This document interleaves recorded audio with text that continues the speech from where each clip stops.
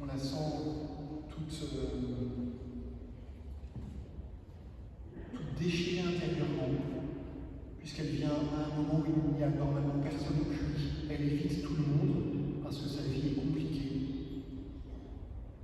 Et en fait, on sent qu'elle a une soif immense, une soif d'amour, une soif de miséricorde.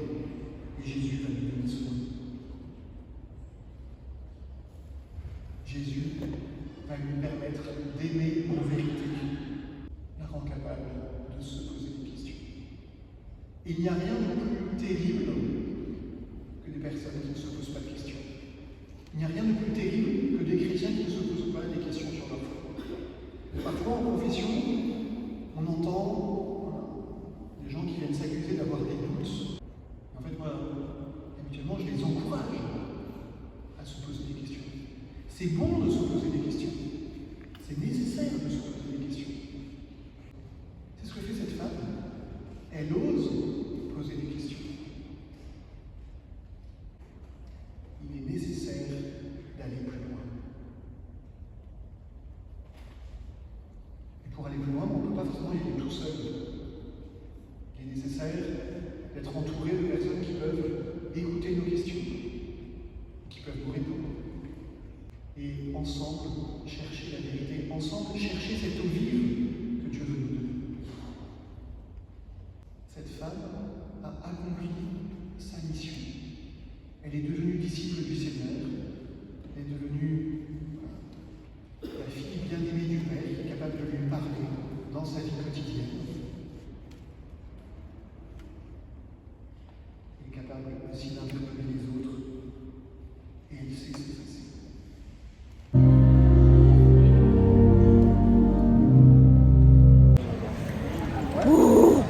J'ai été dans cette magnifique église. Et je dois dire que j'ai senti qu'il fallait que j'y aille. Et c'était magnifique, comme vous avez pu l'entendre. C'était très joli.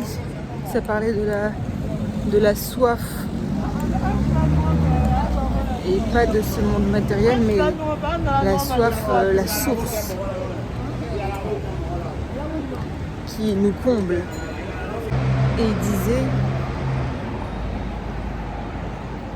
que n'importe qui, laïque, religieux, chrétien,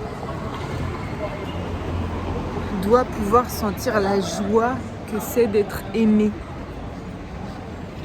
Et d'être aimé par Dieu, mais par la vie. On est ici parce que on est aimé. Et moi, je pense que ces derniers temps, je l'ai un peu oublié. Parce que j'étais rude avec moi-même. Franchement.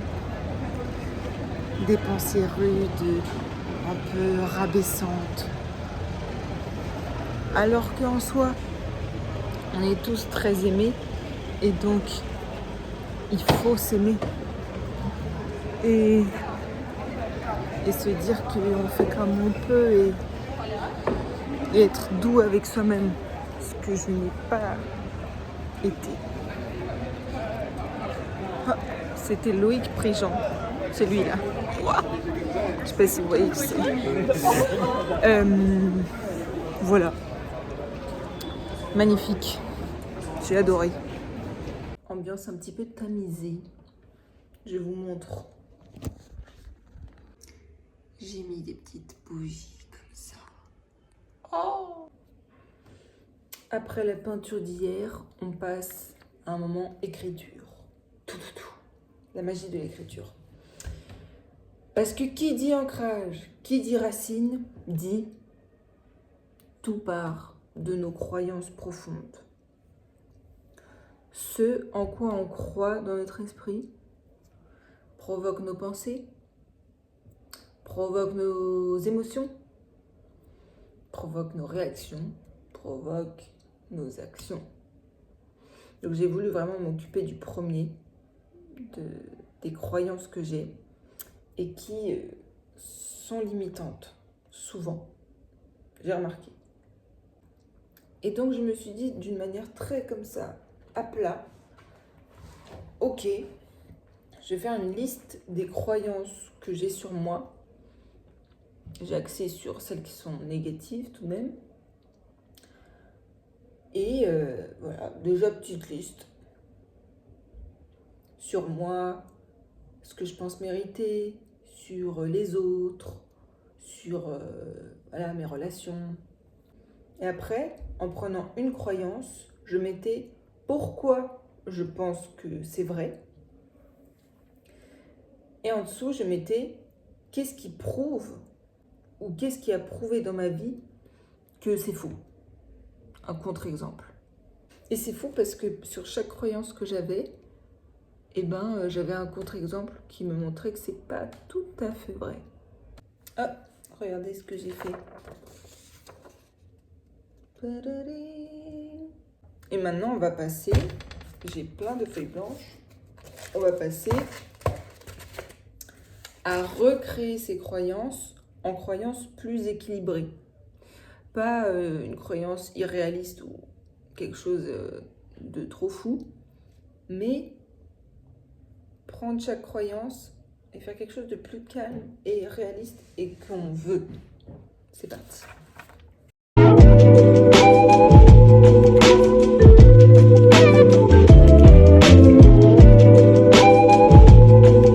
C'est bon, j'ai terminé, j'ai ma petite liste.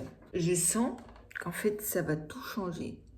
Si vraiment ce que j'ai écrit, je le crois, ça va changer beaucoup de choses.